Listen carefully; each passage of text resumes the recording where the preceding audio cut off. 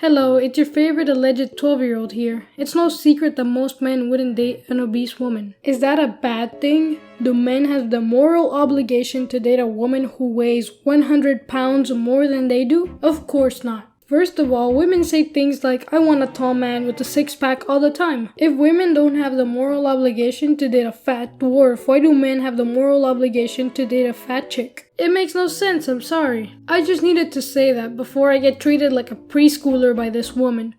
Hey, bestie! You're wrong. I think it's time for another adult pre-K lesson. What do you think? All right, turn your listening ears on. Zoop, catch a bubble in your mouth. Oh boy. Good job. Okay, here's the thing. Having a preference is something like, I'm looking for a partner who likes kayaking, or wakes up early in the morning, or loves pizza.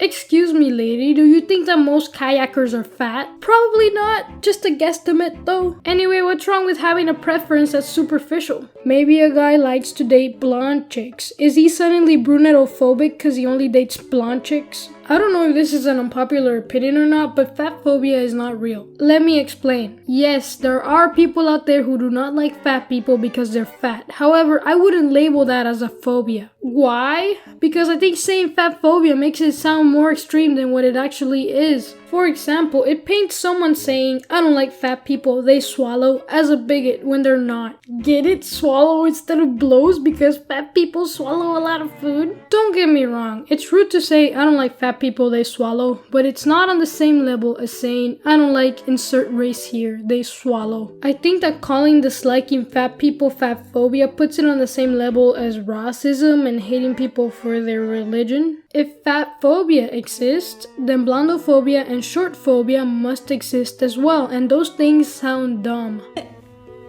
But when your preferences exclude an entire group of marginalized people, that's problematic. Okay, that's not nice, that's not a preference. Oh, screw off. It's not problematic not to be attracted to certain groups of people, whether they are marginalized or not. You are not special. Nobody is. Who do you think you are to tell someone they must be attracted to people who are in the same category as you? You are no one. That's who. If you are so oppressed, then why are you acting like this? Oppressed people who have had enough do not sound like this. They don't sound like they think they're special and above other people. It's quite the opposite actually. They sound like they want to be treated like everyone else, right? I think that what I'm trying to say is shut the frick up, but in the way those video essay people would say it.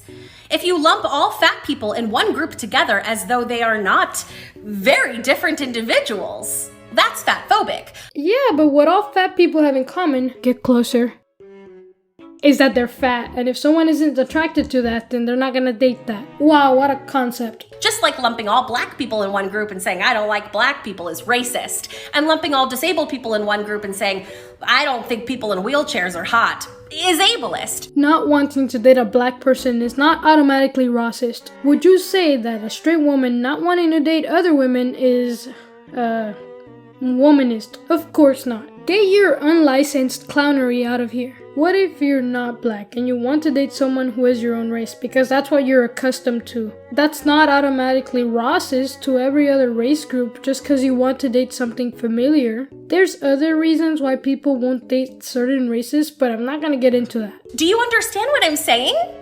Woman, people have probably never rejected you because you're fat. People have probably rejected you because you're entitled and unpleasant. Who wants to date? Catch a bubble in your mouth. Maybe you should catch a bubble. I heard they don't have any calories.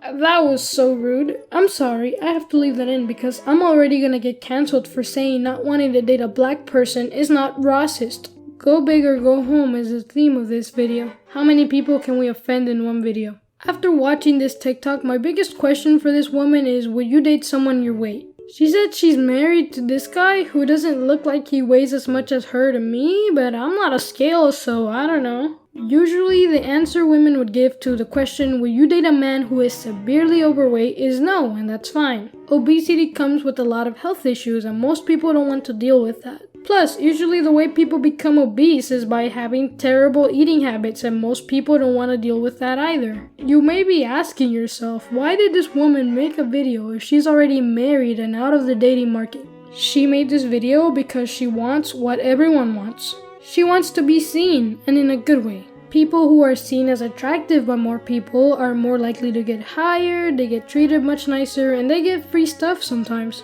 I'm not saying that she's ugly. I don't think she's ugly on the outside, personally. However, her weight causes people to overlook her because humans are naturally more attracted to people who are at a healthy weight. This is why slogans like "fat is healthy" exist, because they want to rewrite what healthy means to trick people's nature into not associating health with weight and therefore making themselves more attractive by default. Unfortunately for catch a bubble in your mouth over here, you can't trick human nature. Anyway, bye. I'll wait for my cancellation.